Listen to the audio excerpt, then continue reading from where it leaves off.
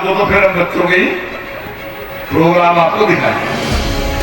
तो ये मेरी फीलिंग है, हो सकता है किसी के अलग हो, पर मैं समझता हूं कि जिस प्रकार पूरे मनोयोग के साथ जो प्रस्तुति बच्चे देते हैं, वो जो प्रोफेशनल है उसमें वो नहीं होती। जो मैं देखता हूँ जो अंदर से होता है ना, वो अंदर नहीं होता उनके। वहां एक है, ठीक है।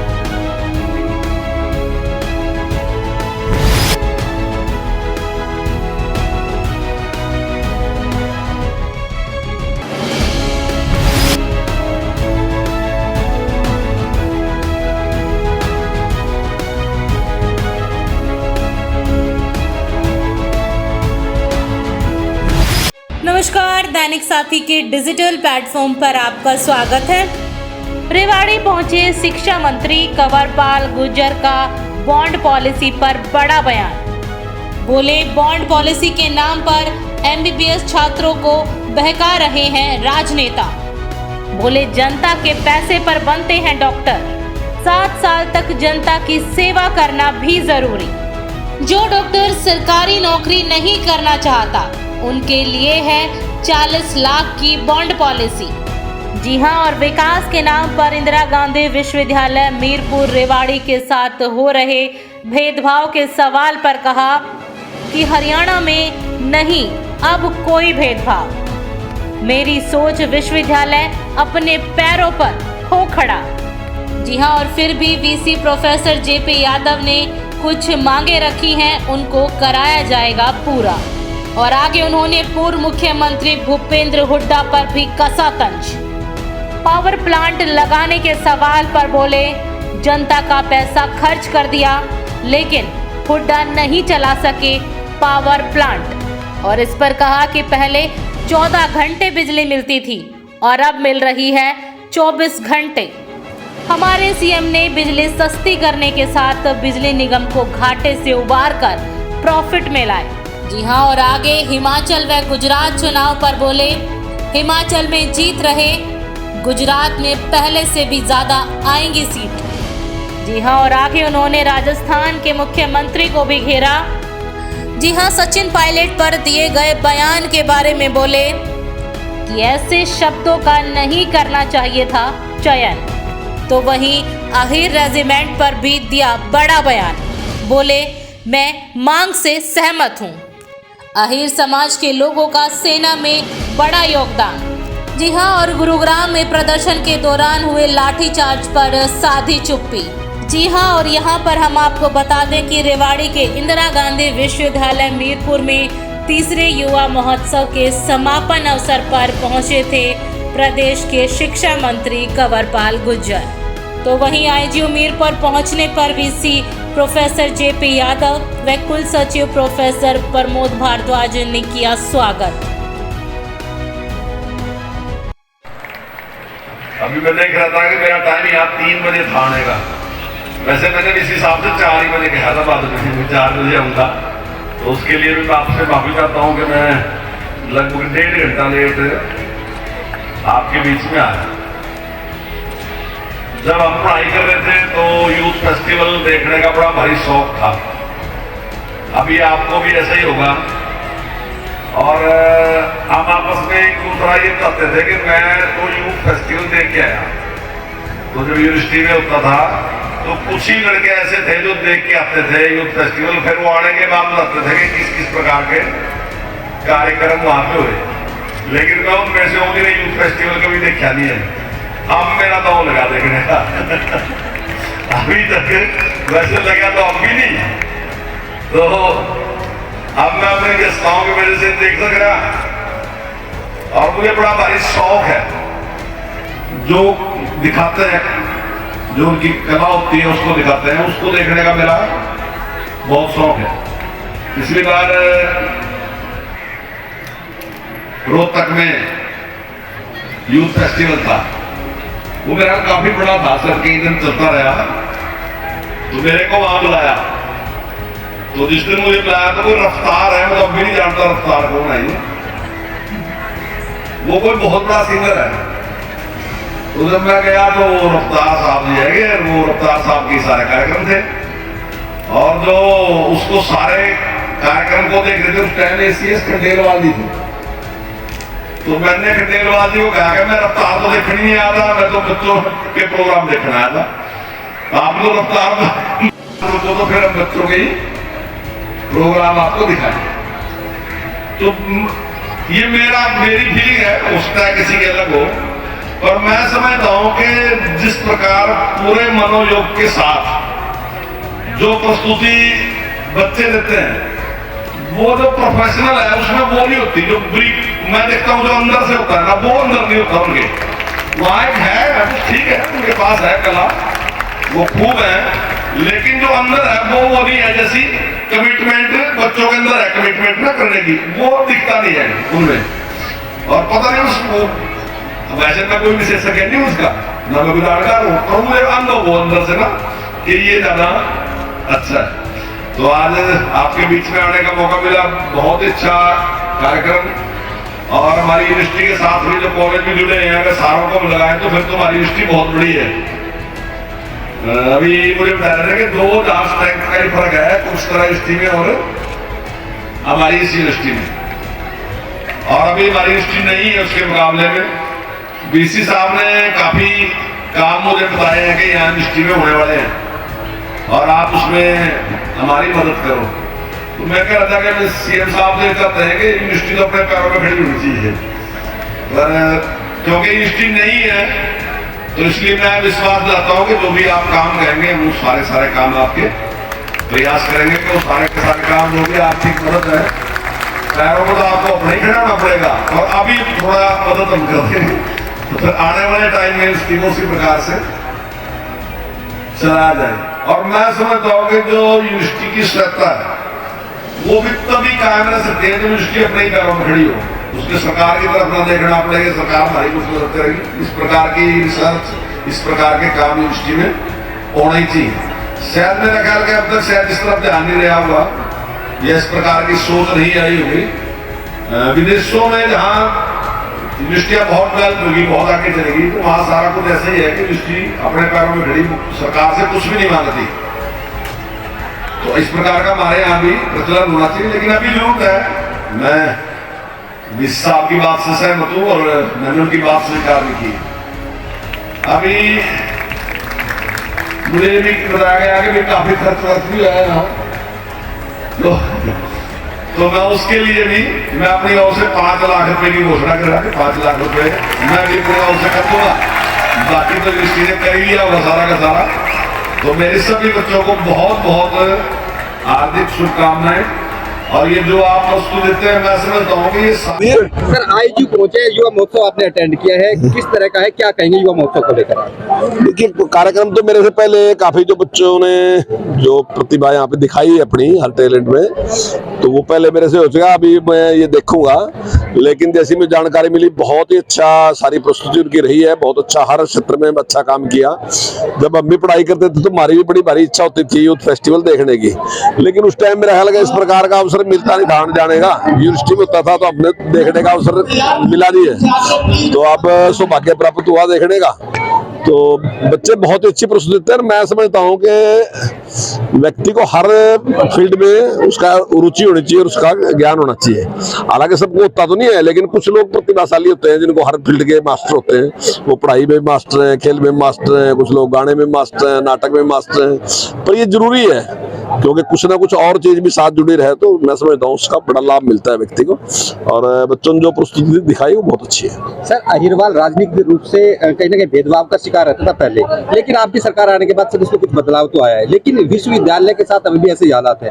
आधारभूत ढांचे की बात करें, तमाम यूनिवर्सिटी जो बाद में बनी आज तक वो कहीं आगे निकल गए, लेकिन अभी भी इसका उतना विकास नहीं हो पाया जितना हो पाया। तो बतौर शिक्षा मंत्री क्या आपका योगदान रहने वाला? देखिए अभी जैसे आपने बात कही कि पहले भेदभाव रहता था, तो माननीय प्रधानमंत्री जब बने आदरणीय नरेंद्र मोदी जी, तो उन्होंने कहा था सबका साथ सबका विकास। और जब श्रीमान मनोहर लाल जी मुख्यमंत्री बने तो उन्होंने भी कहा हरियाणा एक हरियाणवी एक। और हमने केवल नारा नहीं बनाया, उसको प्रैक्टिकल जीवन में उतार के किया। सारे काम, कुछ भी काम में देख लो आप, कहीं किसी के साथ भेदभाव नहीं। और आज 8 साल सरकार को चलते गए तो पूरे प्रदेश में कहीं ये मुद्दा नहीं है कि किसी के साथ भेदभाव किया। तो आपने भी खैर उसको स्वीकार किया, लेकिन जहाँ तक यूनिवर्सिटी की बात है, वीसी साहब ने मुझे सारी बताया कि इस प्रकार की हमारी जरूरत है।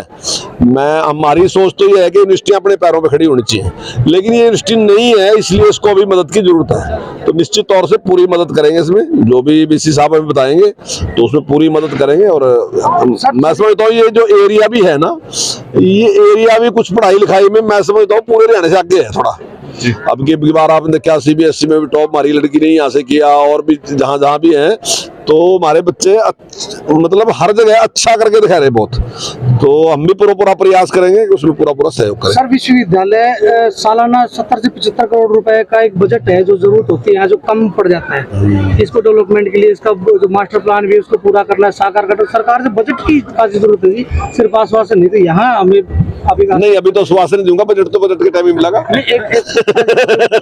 नहीं, हमने वीसी साहब से कहा है कि भाई आप अपना सारा का सारा हमारे पास जो जरूरतें हैं वो भेजे, और हमारा पूरा प्रयास रहेगा कि यूनिवर्सिटी पूरी डेवलप हो। और मैं समझता हूँ कि और भी ज्यादा जरूरत है इसकी, क्योंकि हाँ बच्चे बड़े प्रतिभाशाली हैं और बहुत ही अच्छा करके दिखा रहे। कोई ऐसा नहीं मैं वैसे ही आपकी कह रहा आगे तो आप मेरे सामने खड़े मैं कह रहा, वो रिकॉर्ड की बात है, कोई वैसे नहीं है, बहुत अच्छा करके दिखा रहे। राजनीतिक वर्ष भूपेंद्र सिंह हुड्डा जी का बयान आया है कि जो बिजली का जो मामला 8 साल में एक भी प्लांट नहीं लगाया, और जो सरप्लस अगर क्षेत्र हुआ है तो वो उनके सरकार में हुआ है। तो इसका मतलब तो ये है कि उन्हें प्लांट तो लगाया, लेकिन व्यवस्था को ठीक तो नहीं कर सके, चलाया तो नहीं सके। प्लांट तो कोई भी किसी ने घर से नहीं लगाया, ना हमने लगाया ना उन्हें लगाया, वो तो चलाना था। जो जनता का पैसा था खर्च तो कर दिया, चलाया ठीक सके नहीं। अब कितने टाइम बिजली मिल रही थी? वही 10, 12, 14 घंटे बिजली मिल रही थी, आज 24 घंटे मिल रही ना। और बिजली हमने सस्ती कर दी, हमने 40% रेट भी डाउन कर दिए, और फिर भी हम 24 घंटे दे रहे हैं, कोई नुकसान नहीं। बिजली जो थी वो घाटे में थी, आज हम प्रॉफिट में लेके आएंगे उसको। अब हम 700 करोड़ से ज्यादा के प्रॉफिट में चल रहे हैं, तो ये तो काबिलियत है ना जी। आप किस तरीके से अपना काम चलाओगे? आप एक तरफ है कि आप भट्ठा बैठा दोगे, और एक तरफ है दूसरा कि उसमें भी कमाई करके दिखा देगा। तो हमारे मुख्यमंत्री जी ने व्यवस्था ठीक करके उसको प्रॉफिट में बचा दिया, जो उन्होंने आज तक घाटे में चलाते हैं। और आज आपके सामने बिजली 24 घंटे सारी चीज। इलेक्शन की बात कर ले, गुजरात में भी इलेक्शन है, हिमाचल के होके चुके एमसीडी के भी, तो आप किस तरह दिख रहे हैं भाजपा को? देखिए, मुझे हिमाचल में जाने का मौका मिला, 3 कॉन्स्टिट्यूंसियों में गया हूँ। एक बद्दी है, एक नाहन है, और एक पोंटा साहब है। तो जितने लोगों से मैं मिला हूँ वहां पे कार्यक्रम के दौरान, लोगों का ये कहना था कि जो हमारी डिमांड थी, जो हम चाह रहे थे ये काम होना चाहिए, वो तो काम हो ही गए, लेकिन जो हमने कोई डिमांड ही नहीं की थी वो काम भी कर दिया सरकार ने। बहुत डेवलपमेंट है सरकार की, तो लोग पूरी तरीके से सेटिस्फाई हैं। उस आधार पे मैं कह सकता हूँ कि निश्चित तौर से हिमाचल में भारतीय जनता पार्टी की सरकार बनेगी। अभी हमारी एक मीटिंग गुजरात में हुई थी, वहां कुछ लोगों से मिले थे, और लोगों का मानना ये है कि अब की बार गुजरात में जितनी ज्यादा सीटें आज तक ज्यादा से ज्यादा आई, उससे भी ज्यादा सीटें अब की बार गुजरात में आएंगे। वरिष्ठ नेता हो, थोड़ा सा ये भी बता दो राजस्थान में क्या कुछ हो रहा है? नहीं, राजस्थान में तो भी चुनाव तो नहीं है, वो तो आपस का झगड़ा है, मैं उसमें क्या हस्तक्षेप करूं। देखिए, लेकिन फिर मेरा भी मानना है कि किसी भी इतने बड़े जो राजनेता है उसको वाणी पे संयम तो रखना ही चाहिए। बोलते हैं तो और आज मैं समझता हूँ जितने भी लोग डिबेट में आए, सब ने उसकी आलोचना की कि इस प्रकार के शब्दों का इस्तेमाल नहीं करना चाहिए था। हालांकि उनकी पार्टी का मामला, मैं उसमें मेरा कुछ बनता नहीं है बोलने का, पर आप पूछ रहे तो कुछ ना कुछ तो। सैनिकों की सरकार सम्मान भी करती है, लेकिन अहिर रेजिमेंट को लेकर लाठीचार्ज कर दिया जाता है गुड़गांव में, इसको लेकर क्या कहेंगे? देखिए, अहिर रेजिमेंट की डिमांड काफी टाइम से आती रही है। अब मुझे नहीं पता इसके लिए क्या क्या सारे नॉर्म है, और इसमें कोई दो राय नहीं कि अहिर बड़ी संख्या में हैं। बाकी तो दुनिया का मुझे पता नहीं, लेकिन हमारे यहाँ तो खूब ही हैं, बहुत बड़ी संख्या में हमारे। और आज से नहीं है, शुरू से हैं, और बड़े बड़े जो शौर्य चक्कर है यार, वो सारे के सारे उन्होंने प्राप्त करके रखे। तो वो तो सारे के सारे का देखो, मैं सहमत हूँ, और मैं बिल्कुल इस बात सबको मानता हूँ। हरियाणा में वैसे भी पूरे देश के 10% सैनिक हैं, और खासकर अहिर वाले में तो और भी परसेंटेज वाइज ज्यादा है। ये पूरे हरियाणा की वजह से 10% है। अगर खाली अहिर वाल को देखो, और ये रोहतक, ये जहाँ तक का इस एरिया का देखो, तो मैक्सिमम झज्जर वगैरह सारा का सारा बहुत ज्यादा है।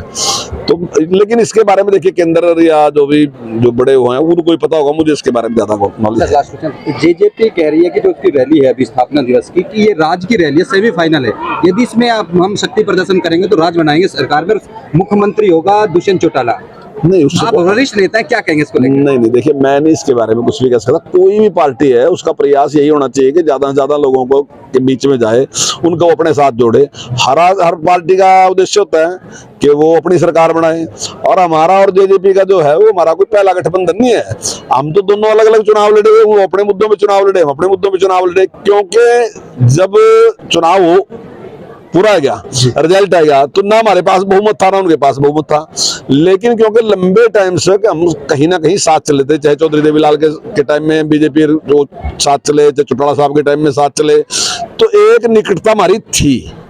अब भले ही हम पार्टी में अलग अलग लड़े थे, लेकिन हमारी एक निकटता बनी थी। उसका ही वो फायदा आया कि हमने बैठ के विचार किया कि भाई जो आपके विषय हैं, जो आपने वादे करे और जो हमने वादे करे, उन में से हम कॉमन मिनिमम प्रोग्राम बना लेते हैं।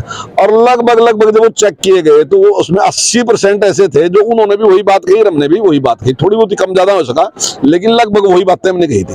और हमने उन्हीं 80% पे ये करके कि जो हमने किया हम पहले उसको फुलफिल करेंगे, उन कामों को सारों करेंगे। उस आधार पे हमारा हमने सरकार बनाई। जहां तक पार्टी की बात है, निश्चित तौर से अपना प्रयास करेंगे, अपना प्रयास करेंगे। इसमें क्या बात है? मंत्रिमंडल में बदलाव की बात चल रही है, कुछ ऐसा भी चल रहा है? इसके बारे में माननीय मुख्यमंत्री बता सकते हैं। सर तो पूछ लो भाई, मेडिकल पॉलिसी पूछ लो।